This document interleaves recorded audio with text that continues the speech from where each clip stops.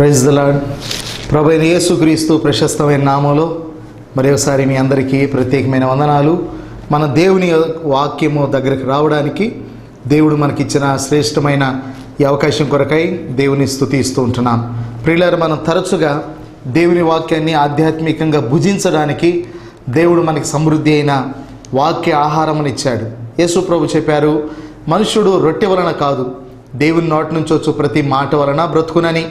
మనల్ని బ్రతికించే వాక్యం, బాధల్లో నెమ్మదినిచ్చే వాక్యం, మనల్ని బలపరిచే వాక్యం, స్థిరపరచగలిగిన వాక్యం దగ్గరికి మనం రావడానికి దేవుడు మనకిచ్చిన అవకాశం కొరకై దేవుని స్తుతిస్తూ ఉంటున్నాం. వాక్యం చదువుదాం. బైబిల్ గ్రంథంలో నుండి దినవృత్తాంతముల 2వ గ్రంథం 12వ అధ్యాయం మొదటి 2 వచనాలు. దినవృత్తాంతాల 2వ గ్రంథం 12వ అధ్యాయం మొదటి 2 వచనాలు. రెహబాము రాజ్యము స్థిరపడి తాను బలపరచబడిన తర్వాత అతడును ఇశ్రాయేలు వారందరూ యెహోవా ధర్మశాస్త్రమును విసర్జించిరి. వారు యెహోవా ఎడల ద్రోహం చేసినందున రాజైన రెహబాము యొక్క 5వ సంవత్సరమందు ఐగుప్తు రాజైన షీషకు 1200 రథములతోనూ 60,000 గుర్రపు రౌతులతోనూ యెరూషలేము మీదికి వచ్చెను. ప్రియులారా, చిన్న ప్రార్థన చేద్దాం వాక్య సహాయం కొరకై. ప్రేమ కలిగిన మా తండ్రి, చదవబడిన లేఖన భాగాన్ని దీవించండి. నాతోనూ మాతోనూ మీరు మాట్లాడండి. వాక్యాన్ని ధ్యానిస్తూ ఉంటుండగా అనేకమైన సంగతులు మేము నేర్చుకొని స్థిరపడి బలపడినట్లుగా సహాయపడండి. యేసయ్య నామంలో ప్రార్థించి వేడుకొనుచున్నాం తండ్రి, ఆమేన్. ప్రభునందు ప్రియులారా, ఈ దినాన సొలొమోను కుమారుడైన రెహబాము అనే వ్యక్తి యొక్క జీవితంలో నుండి కొన్ని విషయాలు మనం నేర్చుకుంటూ ఉంటున్నాం. దావీదు కుమారుడు సొలొమోను, సొలొమోను కుమారుడు రెహబాము. దావీదులో ఎన్నో అద్భుతమైనటువంటి విషయాలు మనం నేర్చుకోవచ్చు. ఆ తర్వాత సొలొమోను నుండి కూడా కొన్ని పాఠాలు, కొన్ని హెచ్చరికలు మనం నేర్చుకోవచ్చు. అలాగుననే రెహబాములో కూడా కొన్ని మంచి ఉన్నాయి, చెడు ఉన్నాయి. ప్రతి వ్యక్తిలో మంచి ఉన్నది, చెడు ఉన్నది. కనుక మనం మంచిని నేర్చుకున్నప్పుడు దాన్ని మనం అనుసరించడానికి అది మనకు సహాయకరంగా ఉంటుంది. చెడును గురించి మనం ఆలోచించినప్పుడు మనం జాగ్రత్త పడడానికి, హెచ్చరింపబడ్డానికి అది మనకు సహాయకరంగా ఉంటుంది. బైబిల్ గ్రంథంలో కొరింథీ పత్రికలో పౌలు అన్నాడు, ఈ యుగాంతమందున్న మనకి బుద్ధి కలగడానికి ఈ విషయాలు రాయబడ్డాయని. రెహబామును గురించిన విషయాలు కూడా యుగాంతమందున్న మనకి బుద్ధి కలగడానికి వ్రాయబడ్డాయి. వాటిని గురించి నేను ఈ దినాన కొన్ని సంగతులు మీతో చెప్పాలని ఆశిస్తున్నాను. ఈ వ్యక్తిలో కొన్ని మంచి లక్షణాలు ఉన్నాయి, కొన్ని చెడ్డ లక్షణాలు కూడా ఉన్నాయి. నేను రెండింటిని మీకు జ్ఞాపకం చేస్తాను. రెండిట్లో నుండి మనం పాఠాలు నేర్చుకుంటాం. దేన్ని అనుసరించాలో, దేన్ని విడిచిపెట్టాలో దాని గురించి మన వివరాలు తెలుసుకుంటాం. మొట్టమొదటిగా 11వ అధ్యాయం దినవృత్తాంతాల 2వ గ్రంథం 11వ అధ్యాయం 23వ వచనాన్ని మనం చూస్తాం. 11:23. అతడు మంచి మెలకువ గలవాడై తన కుమారులలో శేషించిన వారిని యోధా, బెన్యామీను సంబంధులైన ఆయా ప్రదేశములలోని ఆయా ప్రాకార పురముల యందు అధిపతులుగా నియమించి వారికి విస్తారమైన సొత్తు ఇచ్చి వారికి పెండిళ్ళు చేసెను. ఇదే రెహబాము తన కుమారులకు చేసిన దానిని గురించిన వ్రాయబడిన మాటలు ఇవి. ఈ మాట ఎలా ప్రారంభించబడిందనంటే, అతడు మంచి మెలకువ గలవాడై అని ప్రారంభించబడింది. 23వ వచనం. మంచి మెలకువ గలవాడై తన కుమారులలో శేషించిన వారిని యోధా, బెన్యామీను సంబంధులైన ఆయా ప్రదేశములలోని ఆయా ప్రాకార పురముల యందు అధిపతులుగా నియమించి వారికి విస్తారమైన సొత్తు ఇచ్చి వారికి పెండిళ్ళు చేసినట్లుగా దేవుని వాక్యంలో మనం చూస్తూ ఉంటున్నాం. చూడండి, రెహబాము తన కుటుంబ విషయంలో చాలా జాగ్రత్త కలిగిన వాడు. తన పిల్లల విషయాల్లో చాలా జాగ్రత్త కలిగిన వాడు. మంచి మెలకువ కలిగిన వాడు. వారిని ఎలాగైతే స్థిరపరచాలో, ఎలా అయితే బలపరచాలో శత విధాలుగా తన పిల్లల్ని, తన కుటుంబాన్ని బలపరిచి జాగ్రత్త చేసిన వాడిగా రెహబామును గురించి మనం చూస్తూ ఉంటున్నాం. ప్రియులారా, బైబిల్ గ్రంథంలో అపోస్తలుడైన పౌలు తిమోతి మొదటి పత్రిక 5వ అధ్యాయం 4వ వచనం 3వ లైన్. మొదట తమ ఇంటి వారి ఎడల భక్తి కనబరుచుటకును తమ తల్లిదండ్రులకు ప్రత్యుపకారము చేయుటకును నేర్చుకొనవలెను, ఇది దేవుని దృష్టికి అనుకూలమై ఉన్నది అన్నాడు. మొదట తమ ఇంటి వారి ఎడల భక్తి కనబరచాలంట, అలా మనం నేర్చుకోవాలంట. అది దేవుని దృష్టికి అనుకూలమై ఉన్నది. చూడండి, రెహబాము తన కుటుంబాన్ని గురించి ఎంతో జాగ్రత్త కలిగిన వాడిగా, మంచి మెలకు కలిగిన వాడిగా మనకు కనబడుతూ ఉంటున్నాడు. మనము యేసు ప్రభుని అంగీకరించిన వారమైనా అంగీకరించని వారమైనా ఎవరమైనా మన కుటుంబాల గురించి జాగ్రత్త తీసుకోవాలి. ఇంకా ముఖ్యంగా యేసు ప్రభుని అంగీకరించి ఆయన మార్గంలో నడిచేవారు తమ ఇంటి వారి ఎడల తమ భక్తిని కనబరుచువారై ఉండాలని బైబిల్ చెప్తా ఉన్నది. ఇదే తిమోతి మొదటి పత్రిక 5వ అధ్యాయం 5:8, ఎవడైనను స్వకీయులను విశేషముగా తన ఇంటి వారిని సంరక్షింపకపోయిన ఎడల వాడు విశ్వాస త్యాగము చేసిన వాడై అవిశ్వాసి కన్నా చెడ్డవాడై ఉండును. ఈ మాట ఎంత కఠినమైన మాట. నేటి దినాల్లో చాలామంది వృద్ధులైనటువంటి తమ తల్లిదండ్రులను పట్టించుకొని వారు, తమ బిడ్డల గురించి ఆలోచించని వారు, తమ భార్యల గురించి ఆలోచించని వారు, తమ భర్తల గురించి ఆలోచించని వారు, తమ యొక్క కుటుంబంలో ఉన్నటువంటి వారిని గురించి పట్టించుకోనని వారు ఎంతోమంది ఉన్నారు. కనుక వారిని గురించి బైబిల్ ఏం చెప్తుందంటే, ఎవడైనను స్వకీయులను విశేషముగా తన ఇంటి వారిని సంరక్షింపకపోయిన ఎడల వాడు విశ్వాస త్యాగము చేసిన వాడై అవిశ్వాసి కన్నా చెడ్డవాడై ఉండును అని చెప్పబడి ఉన్నది. దీనిని బట్టి మనం ఏం ఆలోచిస్తున్నామంటే, కుటుంబాన్ని పట్టించుకోవాల్సిన బాధ్యత అందరి మీద ఉన్నది. ఒక భర్తగా నీవు నీ కుటుంబాన్ని పట్టించుకోవాలి, ఒక భార్యగా నీ కుటుంబాన్ని పట్టించుకోవాలి, తల్లిదండ్రులుగా మీ పిల్లల్ని, పిల్లలుగా మీ తల్లిదండ్రులను మీరు పట్టించుకునేవారై ఉండాలి. ఒకవేళ పట్టించుకొనకపోతే అవిశ్వాసి కన్నా చెడ్డవారై ఉంటారని, విశ్వాస త్యాగం చేసిన వారై ఉంటారని బైబిల్ చాలా కఠినంగా చెప్తా ఉన్నది. కాబట్టి రెహబాములో మనం నేర్చుకునే విషయం ఏంటంటే, రెహబాము తన కుటుంబాన్ని గురించి చాలా జాగ్రత్త చేశాడు. తమ బిడ్డలకు కొంత ఆస్తి ఇచ్చాడు, వారి పెండ్లిని చేశాడు, కొన్ని ప్రదేశాలు ఇచ్చాడు, అక్కడ వారిని స్థిరపరిచాడు. బైబిల్లో సామెతల గ్రంథకర్త ఇలా చెప్పాడు, 13వ అధ్యాయం సామెతలు 13:22, మంచివాడు తన పిల్లల పిల్లలను ఆస్తికర్తలుగా చేయును. మంచివాడు తన పిల్లల పిల్లలను ఆస్తికర్తలుగా చేయను. పిల్లలు చాలామంది వారు తమ బిడ్డల గురించి పట్టించుకొని వారు చాలామంది ఉన్నారు. వారు ఏం తింటున్నారో, ఏం ధరిస్తున్నారో, ఎలా బ్రతుకుతున్నారో పట్టించుకోనక కేవలము వారి బ్రతుకు వారు మాత్రమే, వారు సంపాదించినవి ఆ త్రాగుడికి, ఆ దుర్వ్యసనాలకి వారు ఖర్చు పెట్టి భార్యని బిడ్డలను పట్టించుకొని వారు నేడు సమాజంలో ఎంతోమంది ఉన్నారు. వారు వృద్ధులైనటువంటి తల్లిదండ్రుల్ని పట్టించుకొని వారు చాలామంది ఉన్నారు. కానీ బైబిల్ చెప్తుంది, మంచివాడు తన పిల్లల పిల్లలను ఆస్తికర్తలుగా చేయును అన్నట్టుగా రెహబాము తమ ఇంటి వారి విషయంలో చాలా మెలకువ కలిగి వారిని బలపరిచి వారికి సహాయపడినట్టుగా దేవుని వాక్యంలో మనం చూస్తూ ఉంటున్నాం. కనుక ఈ మాట మనం ఆలోచిస్తూ ఉంటే రెహబాములో ఒక మంచి విషయం మనకు కనబడింది. తన కుటుంబాన్ని ఎలా పట్టించుకున్నాడో అలా మనం కూడా కుటుంబాన్ని గురించి జాగ్రత్త కలిగిన వారిగా ఉండాలి. మొదట మన విశ్వాసాన్ని మన కుటుంబంలో ప్రదర్శించి మన త్యాగము, మన ప్రేమను ఇంటి నుండి మనం ప్రారంభించాలని బైబిల్ గ్రంథం మనకు తెలియజేస్తూ ఉన్నది. రెండవదిగా మనం చూస్తే 11వ అధ్యాయంలోనే దినవృత్తాంతాల 2వ గ్రంథం 11వ అధ్యాయం 4వ వచనం, ఈ కార్యము నా వలన జరుగుచున్నదని యెహోవా సెలవిచ్చుచున్నాడు గనుక బయలుదేరకుండాను మీ సహోదరులతో యుద్ధము చేయకుండాను మీరందరూ మీ మీ ఇండ్లకు తిరిగిపోవుడి అని చెప్పాను. కావున వారు యెహోవా మాటలు విని యెరోబాముతో యుద్ధము చేయుట మాని వెళ్ళిపోయేది. చూడండి, ఈ విషయాన్ని నేను చెప్తాను వినండి. ఇప్పుడు రాజరికము అనేది కుటుంబ వంశ పారంపర్యంగా వస్తుంది దావీదు దగ్గర నుంచి. దావీదు తర్వాత సింహాసనం మీద సొలొమోను తర్వాత రెహబాము ఉండాలి. రెహబాం ఎక్కిన తర్వాత రెహబాం సమయంలో చిన్న సమస్య రాగానే 10 మంది గోత్రాల వారు వేరైపోయారు. వారికి రాజు యెరోబాము. ఈ యెరోబాము మరి సైన్యములో ఒకడిగా అంతకుముందు ఉన్నాడు. ఇప్పుడు ఏం చేశాడంటే, అంతకుముందు సొలొమోను మీద తిరుగుబాటు చేశాడు, ఐగుప్తుకు పారిపోయాడు. ఇప్పుడు చీలిపోయిన వారికి అతడు వచ్చే నాయకుడిగా ఉండి రెహబామునకు వ్యతిరేకంగా అతడు రాజుగా అయిపోయినట్టుగా బైబిల్లో చూడగలం. ఈ విషయాన్ని వినంగానే రెహబాం ఏం చేశాడంటే, తన దగ్గర ఉన్న సైన్యాన్ని అంతటిని కూడగట్టుకొని యెరోబాం మీదకి యుద్ధం చేయడానికి బయలుదేరాడు. వాస్తవంగా యుద్ధం చేస్తే కనుక యెరోబాం ఓడిపోతాడు. ఎందుకంటే అప్పుడే వాళ్ళ రాజ్యం కట్టబడింది. వాళ్ళ సైన్యం అంతా కూడా రెహబాం దగ్గర ఉంది.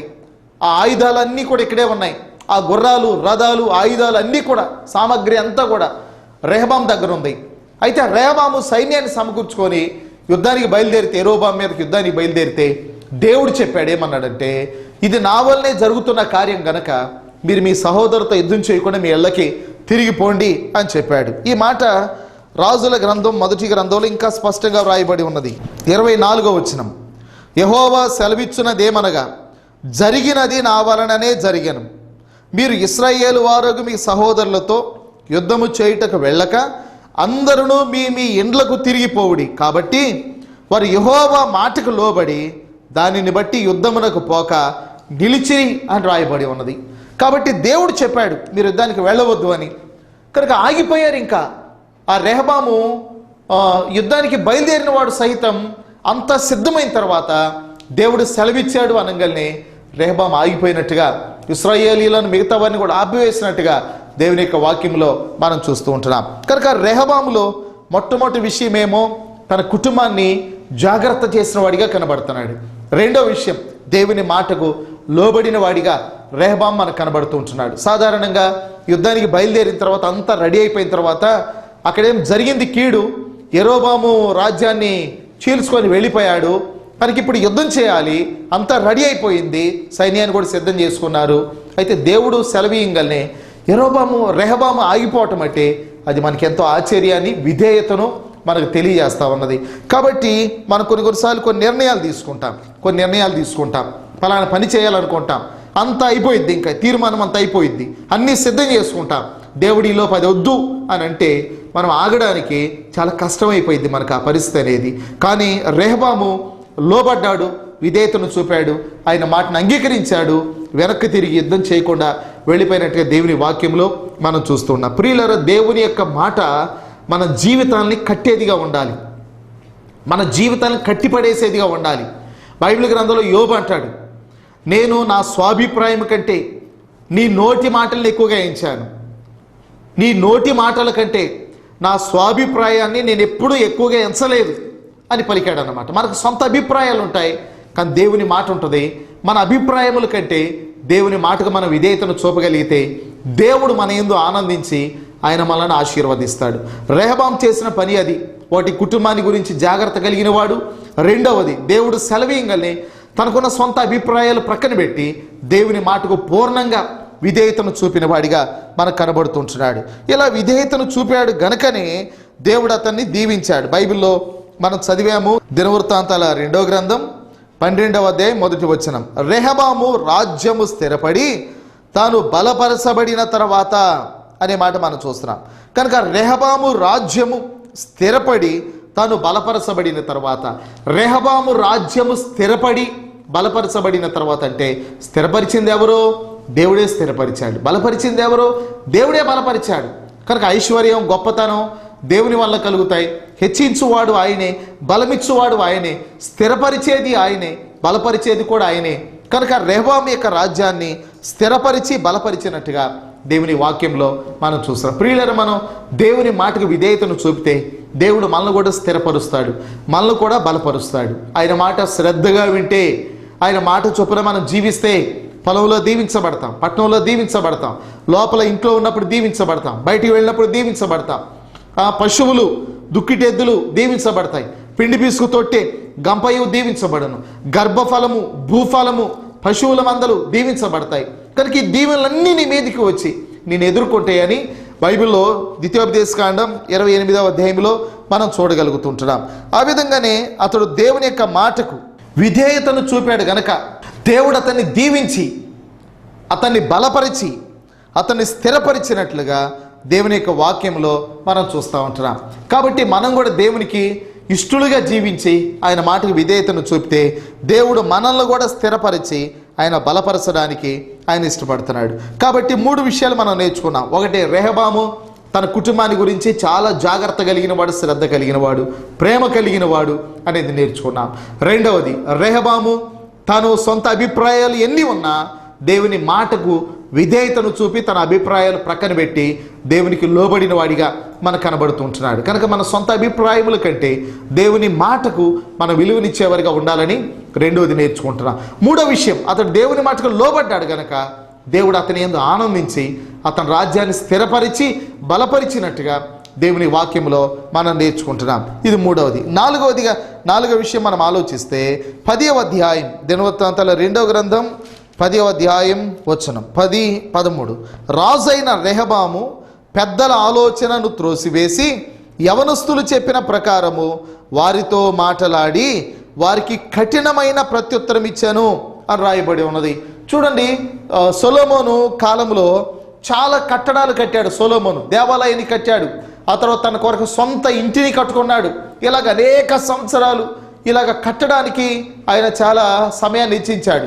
పని చేయడానికి, చెట్లను నరకడానికి కానీ, రాళ్లను చెక్కడానికి కానీ, బరువులు మోయడానికి కానీ, నీళ్లను తేవడానికి కానీ, గుంటలను త్రవ్వడానికి కానీ, ఆ కట్టుబడి పని చేయడానికి కానీ, ఇవన్నీ చేయడానికి ఎంతోమంది మనుషులు అవసరమై ఉన్నారు. అందుకని తన రాజ్యంలో ఉన్నటువంటి వారిని ఆయన ఏం చేశాడంటే పనివారిగా పెట్టుకొని వారి మీద బరువులు మోపి వారి చేత పనులు చేయించి పట్టణము, రాజ్యము, మందిరమును, తన ఇంటిని ఇవన్నీ కట్టించినట్టుగా దేవుని యొక్క వాక్యంలో మనం చూడగలుగుతుంటున్నాం. అయితే సొలొమోను కాలం అయిపోయిన తర్వాత మరి రెహబాము కాలం వచ్చినప్పుడు వాళ్ళందరూ కూడా రెహబాము దగ్గరకు వచ్చి, అయ్యా మీ తండ్రి మా మీద వెట్టి పనులు పెట్టి భారం పెట్టాడు కనుక మాకు కొంత ఆ భారము నుండి ఊరట కలిగించు, మాకు కొంచెం ఆ పనుల నుండి కొంత విశ్రాంతిని మాకు కలిగించు అని వారు అడగడానికి వచ్చారు. వస్తే ఈ రెహబాము ఏం చేశాడంటే తన తండ్రి కాలంలో ఉన్నటువంటి ఆలోచనకర్తలు ఉన్నారు. సొలొమోనే జ్ఞానం కలిగిన వాడు, కానీ సొలొమోనుకు కూడా ఆలోచనకర్తలు ఉన్నారు. బైబిల్ ఏం చెప్తుందంటే ఆలోచనకర్తలు అనేకులు ఉండుట పట్టణమునకు ఆశీర్వాదం. ఆ మాట సొలొమోనే తన సామెతల గ్రంథంలో రాశాడు. ఎందుకంటే సొలొమోను జ్ఞానం కలిగిన వాడైనా ఆయనకి తెలుసు ఆలోచనకర్తలు అనేకులు ఉండడం ఆశీర్వాదం అని. అందుకనే తన రాజ్యంలో తనతో కూడా కొంతమంది ఆలోచనకర్తలు ఉండేటట్టుగా సొలొమోను నియమించుకున్నాడు. వారితో కొన్ని సంప్రదింపులు చేసేవాడేమో, వారితో కలిసి మాట్లాడేవాడేమో. బహుశా నేను జ్ఞానం కలిగిన వాడు కదా అనుకొని ఇతరుల యొక్క ఆలోచనతో నాకు పని లేదు అన్నట్టుగా ఉండేవాడు కాడు. అతడు ఆలోచన తీసుకునేవాడిగా కనబడుతున్నాడు. కనుక ఆలోచనకర్తలు అనేకులు ఉండుట పట్టణమునకు ఆశీర్వాదం అన్నట్టు సొలొమోను కాలంలో ఆలోచన చెప్పేవారు కొందరు ఉండేవారు. అయితే సొలొమోను వెళ్ళిపోయిన తర్వాత అదే ఆలోచనకర్తలు రెహబాముకు కూడా ఉన్నారు. అయితే రెహబాము ఈ ఇశ్రాయేలు జనాంగం వచ్చి మీ తండ్రి పెట్టిన భారముల నుండి మాకు కొంత ఊరట కలిగించమని అడిగిన మాట ఈ ఆలోచనకర్తలతో పెద్దలతో పంచుకున్నాడు రెహబాము. అయితే ఆ పెద్దలైనటువంటి ఆలోచనకర్తలు ఏం చెప్పారంటే, ఆయన వాళ్ళు అడిగింది మంచి విషయమే, వాళ్ళు అడిగింది కనుక నువ్వు చేసావు అని అంటే వాళ్ళు తమ జీవితకాలం అంతా కూడా నీకు లోబడి ఉంటారు. వాళ్ళు నువ్వు ఆ పని చేయటం మంచిది అని చెప్తే ఆ మాట రెహబాముకి ఇష్టంగా అనిపించలేదు. అప్పుడు వెంటనే పెద్దల ఆలోచన త్రోసివేసి యవనస్తులు, తనతో పెరిగిన యవనస్తులు ఉన్నారు, వారిని పిలిచి వారిని అడిగాడు. వారు ఏం చెప్పారంటే, పెద్దలు ఏదో చెప్పారు, వాళ్ళు చెప్పినట్టు చేయి మాకు నీవు, అప్పుడైతే వీరు లోబడరు నీకు, కనుక నా తండ్రి యొక్క నడుము కంటే నా చిటికెన వ్రేలు బలమైందని చెప్పు, నా తండ్రి కొరడాలతో కొట్టాడు కానీ నేను చెబుకులతో మిమ్మల్ని కొడతానని చెప్పు అని చెప్పమని యవనస్తులు చెప్పారు. ఈ మాట మరి పెద్దలు చెప్పిన మాట త్రోసివేసి యవనస్తులు చెప్పిన మాటను బట్టి ఈ రెహబాము ఏం చేశాడంటే వచ్చినటువంటి ఇశ్రాయేలీలకు ఈ మాట చెప్పాడు. ఆ మాట వినంగానే ఇక మాకు దావీదు కుమారుడితో మాకు పాలేముంది, మాకు ఇక ఈ రాజ్యముతో మాకు ఇంకా సంబంధం ఏముందని వాళ్ళు 10 గోత్రాలు వారు వేరైపోయినట్టే దేవుని వాక్యంలో మనం చూస్తూ ఉంటున్నాం. ప్రియులారా, రెహబాములో మంచి విషయాలు ఉన్నాయి, చెడ్డ విషయాలు కూడా ఉన్నాయి. మంచి విషయాలు ఏం నేర్చుకున్నాం మనం? ఒకటి, కుటుంబాన్ని జాగ్రత్త చేసిన వాడు. 2, దేవుని మాటకు లోబడిన వాడు. ఈ రెండింటిని బట్టి దేవుడు తన రాజ్యాన్ని స్థిరపరిచి బలపరిచినట్టుగా మనం నేర్చుకుంటున్నాం. ఇవి మంచి విషయాలే. కానీ ఇప్పుడు అతనిలో ఉన్నటువంటి చెడ్డ విషయాన్ని మనం చూస్తున్నాం. అదేంటంటే ఆలోచనకర్తలు చెప్పినటువంటి మాటని త్రోసివేసి తనతో పెరిగిన యవనస్తులు చెప్పిన మాట విని అనవసరంగా రాజ్యమును 2 ముక్కలుగా చేసుకున్నట్టుగా దేవుని యొక్క వాక్యంలో మనం చూస్తూ ఉంటున్నాం. కనుక ఇది మనకు ఒక గుణపాఠం, ఇది మనకు ఒక పాఠం. కనుక మనం ఎవరి ఆలోచన తీసుకోవాలో ఎవరి ఆలోచన తీసుకోకూడదో మనం ఎరిగి ఉండాలి. బైబిల్లో మనం చూస్తాం, కీర్తనకారుడు చెప్పాడు, దుష్టుల ఆలోచన చొప్పున నడవక, పాపుల మార్గమున నిలువక, అపహాసకులు కూర్చుండు చోట కూర్చుండక, యెహోవా ధర్మశాస్త్రమునందు ఆనందించుచు దివారాత్రములు దాన్ని ధ్యానం చేయబడు ధన్యుడు అని రాయబడి ఉన్నది. కనుక మనం ఎవరి ఆలోచన తీసుకోవాలి అని అంటే మన మంచి వారి ఆలోచన తీసుకోవాలి. బైబిల్ గ్రంథంలో సామెతల గ్రంథాన్ని సొలొమోను రాస్తూ సొలొమోను ఏమన్నాడంటే, నా కుమారుడా, నీ దగ్గరికి ఎవరైనా వచ్చి దొంగిలించిన సొమ్ము మనకు మంచిది, దోచుకున్నటువంటి ఆహారం తీగా ఉంటుంది, రా మన దోపుడు సొమ్ముకి వెళ్దామని చెప్తే వారి ఆలోచనను అంగీకరించవద్దని సామెతల గ్రంథం 1వ అధ్యాయంలో చెప్పాడు. కనుక ఎవరి ఆలోచన అంగీకరించాలో ఎవరి ఆలోచన అంగీకరించకూడదో మనం తెలుసుకోవాలని సామెతల గ్రంథంలో చెప్పాడు. కనుక జ్ఞానము లేనివాడు ప్రతి మాట నమ్మును అని చెప్పాడు. జ్ఞానం కలిగిన వాడు ఏం చేస్తాడంటే ఆలోచించి ఎవరి ఆలోచన తీసుకుంటే మంచిదో దాన్ని తీసుకుంటాడు. ఇక్కడ రెహబాము కొంత అవివేకంగా మనకు కనబడుతున్నాడు. పెద్దలు చెప్పిన ఆలోచన త్రోసివేశాడు. తనతో పెరిగినటువంటి యవనస్తులు చెప్పిన మాటని పట్టుకొని ఇశ్రాయేలీలకు ఆ మాట చెప్పగానే ఇశ్రాయేలీలు ఇక మాకు ఈ రాజ్యంతో సంబంధం లేదు, దావీదు యొక్క కుమారుడితో మాకు పాలు లేదు అని వాళ్ళు రాజ్యాన్ని విడిచిపెట్టేసి 10 గోత్రాల వారు వేరొక రాజ్యంగా వారు వెళ్ళిపోయినట్టుగా దేవుని వాక్యములో మనం చూస్తున్నాం. ఇది రెహబాములో ఉన్నటువంటి ఒక లోపంగా మనం గమనిస్తూ ఉంటున్నాం. రెండవ లోపం ఏంటంటే రెహబాము కాలంలో ఉన్న రెండవ లోపం దినవృత్తాంతాల 2వ గ్రంథం 12:1 రెహబాము రాజ్యము స్థిరపడి తాను బలపరచబడిన తర్వాత అతడును ఇశ్రాయేలు వారందరూ యెహోవా ధర్మశాస్త్రమును విసర్జించారు, వారు యెహోవా ఎడల ద్రోహం చేశారు. 2 మాటలు వ్రాయబడ్డాయి. వారు స్థిరపడి బలపడిన తర్వాత వారు దేవుని యొక్క ధర్మశాస్త్రాన్ని విసర్జించారంట, దేవుని విషయంలో ద్రోహం చేశారంట. ఆ మాటలు వ్రాయబడ్డాయి. ప్రియులారా, రెహబాములో ఉన్నటువంటి రెండవ బలహీనత మనం చూస్తున్నాం. మొదటి బలహీనత ఏమో తనతో పెరిగినటువంటి యవనస్తుల మాట విని పెద్దల ఆలోచన త్రోసివేసి రాజ్యాన్ని 2 ముక్కలుగా చేసుకున్నాడు. అది మొదటిది. రెండవ బలహీనత మనం ఏం చూస్తున్నామంటే అతడు దేవుని యొక్క ధర్మశాస్త్రాన్ని విసర్జించాడు, దేవుని విషయంలో ద్రోహం చేసిన వాడిగా మనకు కనబడతా ఉంటున్నాడు. ప్రియులారా, బైబిల్లో హోషేయ గ్రంథం 5:6 వచనాలు, మహా ఎండకు కాలిన అరణ్యములో నిన్ను స్నేహించిన వాడను నేనే, తర్వాత వారికి మేత దొరకగా వారు తిని తృప్తి పొంది గర్వించి నన్ను మరిచిరి. చూడండి, దేవుడు అంటున్నాడు, మహా ఎండకు కాలిన అరణ్యములో నేను వారిని స్నేహించాను, కానీ వారికి ఆహారం దొరికిన తర్వాత వారు తిని తృప్తి పొందిన తర్వాత వారు గర్వించి నన్ను మర్చిపోయారు అని చెప్పాడు. రెహబాము విషయంలో కూడా అంతే జరిగింది. దేవుడు అతని రాజ్యాన్ని స్థిరపరిచి బలపరిచిన తర్వాత అతడు దేవుని ధర్మశాస్త్రాన్ని విసర్జించి అతడు దేవుని విషయంలో ద్రోహం చేసిన వాడిగా కనబడతా ఉంటున్నాడు. ప్రియులారా, మనము కష్టకాలంలో ఉన్నప్పుడు బాగానే దేవుని మీద ఆనుకొని ఉండొచ్చు, బాగానే దేవుని మీద ఆధారపడి ఉండొచ్చు, బాగానే దేవుని విషయంలో నమ్మకంగా ఉండి ఉండొచ్చు. కానీ మనము స్థిరపడిన తర్వాత, ఒక మంచి స్థితిలోనికి వచ్చిన తర్వాత, ఒక పొజిషన్లోకి వచ్చిన తర్వాత మనం దేవుని విసర్జించి ఆయన ధర్మశాస్త్రాన్ని విసర్జించి ద్రోహం చేసిన వారిగా ఉంటున్నామేమో ఆలోచన చేయాలి. కనుక ఇశ్రాయేలీలు అలా చేశారు, రెహబాము కూడా అటువంటి పని చేశాడు. అది చాలా బాధాకరమైనటువంటి విషయం. ప్రియులారా, బైబిల్లో ఇర్మియా గ్రంథంలో చెప్పాడు 9వ అధ్యాయం 13-14 వచనాలు, అందుకు యెహోవా ఎలాగో సెలవిచ్చుచున్నాడు, వారు నా మాట వినకయు దానిని అనుసరింపకయు నేను వారికి నియమించిన నా ధర్మశాస్త్రమును విసర్జించి తమ హృదయ మూర్ఖత చొప్పున జరిగించుటకై తమ పితరులు తమకు నేర్పినట్లు బయలుదేవతలను అనుసరించుచున్నారు, గనుకనే వారి దేశము పాడైపోయాను.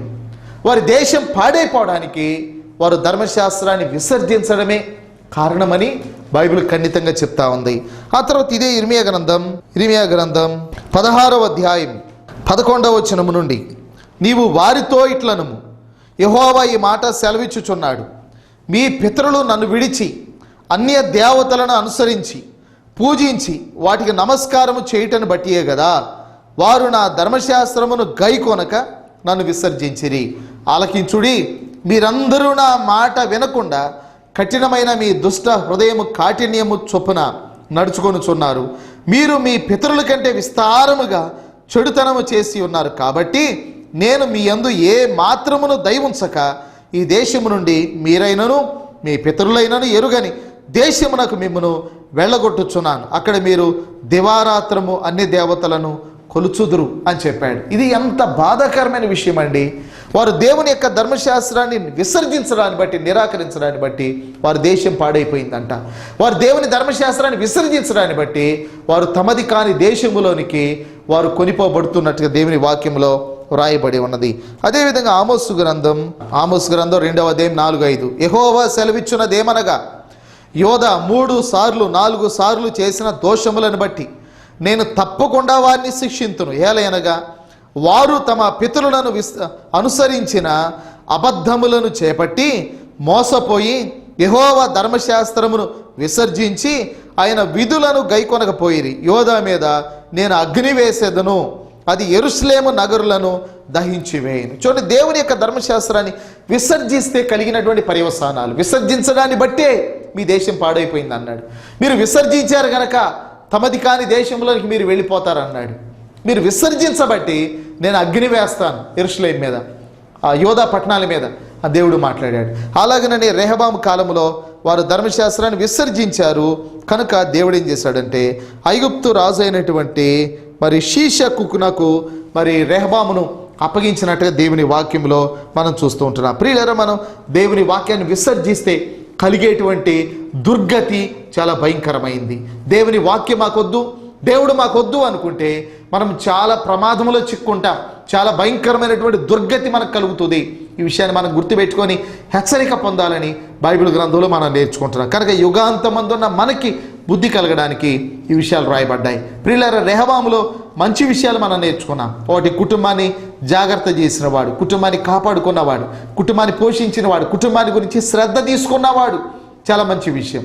రెండవది, తాను యుద్ధానికి రెడీ అయిన తర్వాత కూడా దేవుడు వద్దు వెనక్కి వెళ్ళమంటే దేవుని మాటకు లోబడిన వాడు. అంతేగాని నేను నిర్ణయం తీసుకున్నాను ఇక ఆగను, ఇక వెనక్కి తిరగను అని అనుకోలేదు. కొంతమంది కొన్ని నిర్ణయాలు తీసుకున్న తర్వాత ఏమాత్రం వెనుక తిరిగి చూడరు. కొన్నిసార్లు కుటుంబ విషయాల్లో సమస్యలు కలిగినప్పుడు ఇక కుటుంబాన్ని విడిచిపెట్టి వెళ్ళిపోవాలనుకునే వాళ్ళు కొందరు ఉంటారు.